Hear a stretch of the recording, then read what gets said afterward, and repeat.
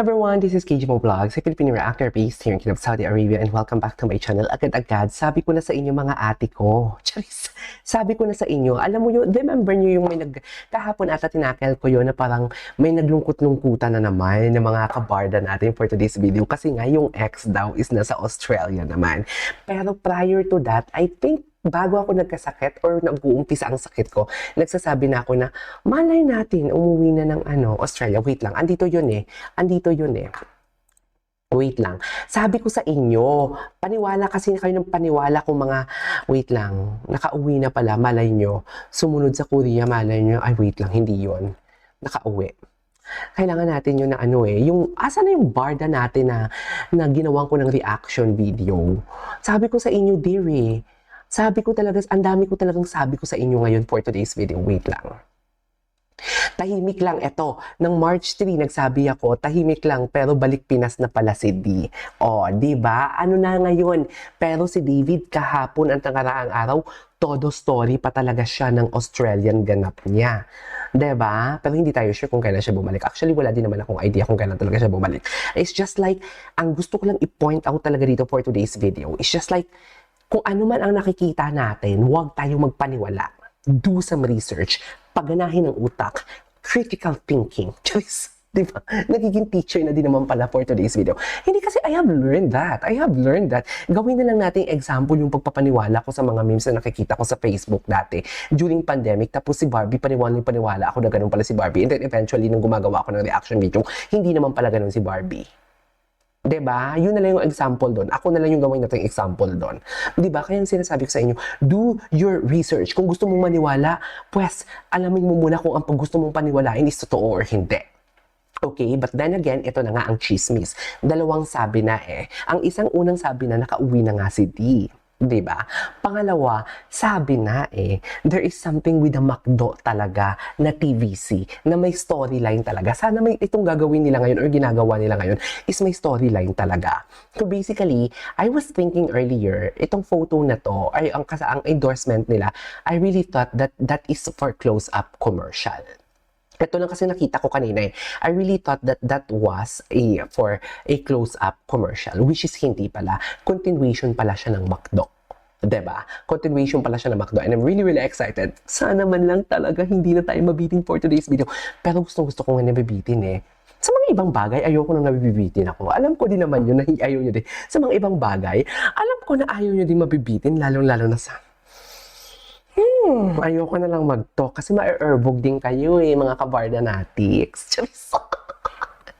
Yung kiliti nyo, huling-huli ko ganyan na ganyan din ako. Ganyan na ganyan din yung kiliti ko for today's video. Kaya, alam ko ma-erbog din kayo. Ang tanong ng bayan at ang tanong ng buong bansa, ma-erbog na ba ang lahat for today's video? So I won't take any longer. Agad-agad gawin natin ito ng reaction video. Kasi nga magkasama sila for today's video. Pero hindi tayo sure. Baka naman kasi behind the scene yan. Pero hindi, magkasama sila So without further ado, let's all watch this. Si David, si Barbie, kitang-kita. Titig na titig. Yes, David. Alam mo, kahit blurred talaga, ang mukha talaga ni David or ang mata niya, halatang-halatang siya talaga for today's video. Kahit sabihin mong what you call this, blurry, halatang-halatang siya. Wait lang, may ini-edit lang ako dito. Tapusin ko lang to.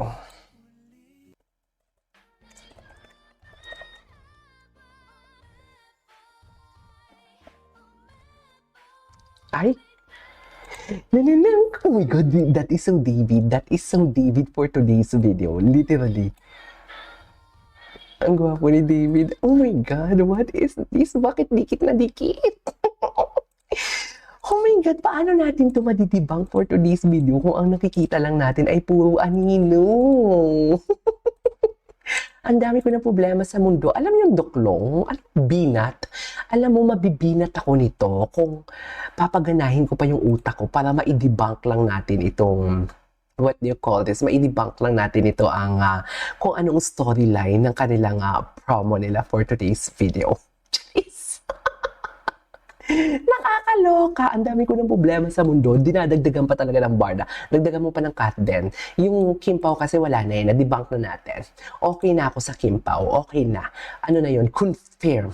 Confirm na yun. Yung mga drama-drama nila, wala na.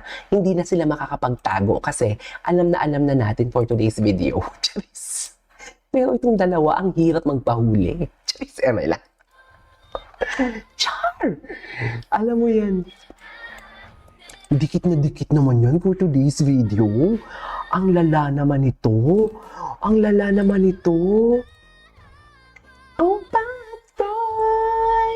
Oh, bad boy.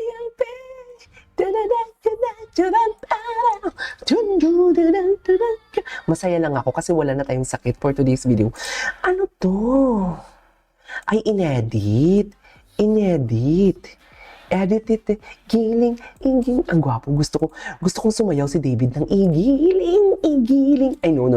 No, that is not the one that I like for today's video. Meron tayo, ito si Cordelia. Mahilig tong mag-post ng kung ano-ano Mahilig tong mag-post ng kung ano-ano. Kaya dapat natin i-stalk si Cordelia for today's video. Pero diba, parang ang galing-galing ko naman. Charis. Parang ang galing-galing ko naman. Kung sabihin yung maghuhula, parang tinalo na natin si Ma'am Rudy Baldwin for today's video.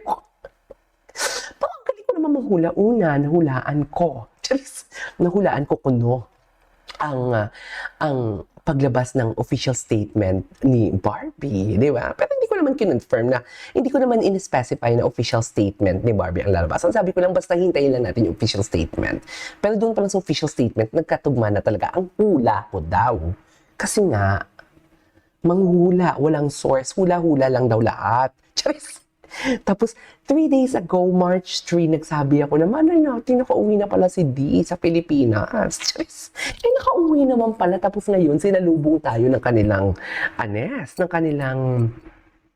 ng kanilang, what do you call this? Chika-chika for today's video. Chika-chika ba? Tama ba? Ay, ano to? Si Barbie ano to? Ay, kahapon? Spotted UP Oval. Diyos ko, Barbie. Ano nang Barbie? Hintay mo si D? Grabe naman. Wait lang, may filter ba yun? Yung totoo. May filter ba yun? Ewan ko sa inyo, mga Bardanatics. Pero yun lang yung mag-chika ko for today's video. Ang galing-galing ko naman. Okay? Jeez, nahulaan natin for today's video na si David. For today's... Si Janra daw may post Ay, wait lang. Ano to? Ay, hello? Ay, Pak. Ay, wait lang. Gusto ko lang din i-add. May nag-comment pala dito na parang, nagre-react ka lang din naman sa mga video na papanood mo. Ganun lang, chika. Parang, that was before, naalala ko lang. May sakit lang kasi ako, kaya hindi ko siya mapatulan. Ngayon, wala na akong sakit. Natural, bakla, reaction video to. Bobo ka ba? Charis! Natural reaction video to. Gumagawa ako ng reaction video sa pinapanood ko. Hindi ako chika channel. Bobo ka ba? Yung totoo. Ayan, biniril talk na talaga kita para mahiya ka naman sa sarili mo. Kaya bago kumuda, pag-isipan muna kung anong ikukuda mo. Yung tipong alam mo yung pag kumuda ka, wala akong ibabalik sa'yo.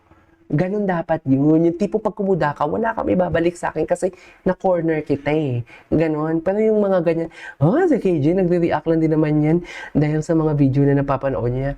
Natural reactor ako. Bobo ka ba? Charis!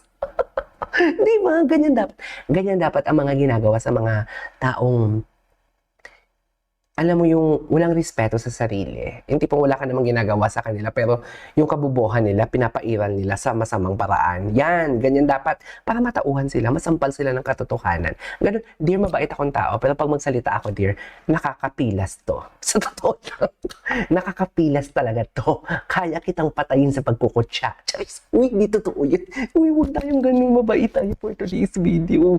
Hindi tayo mangungutya. Hindi, mabait naman ako Charis. Huwag lang niya akong unan, di ba? Anyways, there you go guys. That is our for today's video. Our Barda compilation. This is KJ Vlogs. And see you on the next vlog. Bye!